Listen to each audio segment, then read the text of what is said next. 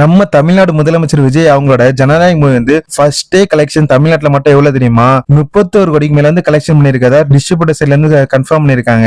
யோசிச்சு பாருங்க, ஒரு லீக்கான மூவி வந்து இந்த அளவுக்கு வசூல் பெறுது அப்படின்னா அதுக்கு காரணம் என்னவா இருக்குன்னு சொல்லி. அது மட்டும் இல்லாம இந்த மூவிக்கு வந்து ஏ சர்டிபிகேட் கொடுத்திருக்காங்க. ஃபேமிலி டான்ஸ் கிட்ஸ் யாருமே வந்து அந்த அளவுக்கு போயிருக்க மாட்டாங்க. அப்படி இருந்துமே டே 1ல வந்து கலெக்ஷன் 31 கோடிக்கு மேல தமிழ்நாட்டுல மட்டும் எடுத்திருக்கு அப்படின்னா இது வந்து ரொம்ப சாதாரணமான விஷயம் கிடையாதுங்க.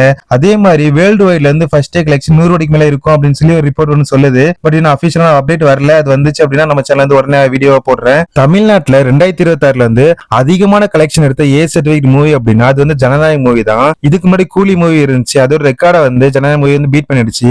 யோசிச்சு பாருங்க, கூலி மூவிக்கு எந்த அளவுக்கு ஒரு எக்ஸ்பெக்டேஷன் இருந்துச்சு அப்படின்னு சொல்லி. அது ரிலீஸ் ஆனதுக்கு அப்புறம் தான் நெகட்டிவ் ரிவ்யூ இருந்துச்சு. சோ அதுக்கப்புறம் வந்து கலெக்ஷன் அடி வாங்கிச்சு. பட் டே 1ல வந்து அதிகமான எக்ஸ்பெக்டேஷன் இருந்து அது லோகேஷர் மூவி அப்படின்றதுனால அந்த மூவியோட ரெக்கார்டை வந்து ஜனநாயக மூவி வந்து ஈஸியா பீட் பண்ணிடுச்சு. அது லீக்கான ஒரு மூவி, எல்லாருமே பார்த்த ஒரு மூவியை வந்து ஈஸியா பீட் பண்ணிடுச்சு. இதுக்கு ஒரே ரீசன் தான், நம்ம தளபதி விஜய் அப்படின்ற நேம் மட்டும் தான் இதுக்கு காரணம். பார்க்கலாம் வேர்ல்டு வைட்ல வந்து ஜனநாயக மூவி எந்த அளவுக்கு கலெக்ஷன் எடுக்குது, எந்தெந்த ரெக்கார்ட்ல முடிக்குது அப்படின்றத நம்ம டீடைலா வந்து இன்னொரு வீடியோல பார்க்கலாம். இதே மாதிரி நெக்ஸ்ட் அப்டேட்ல சந்திக்கிற வரைக்கும் பை கைஸ்.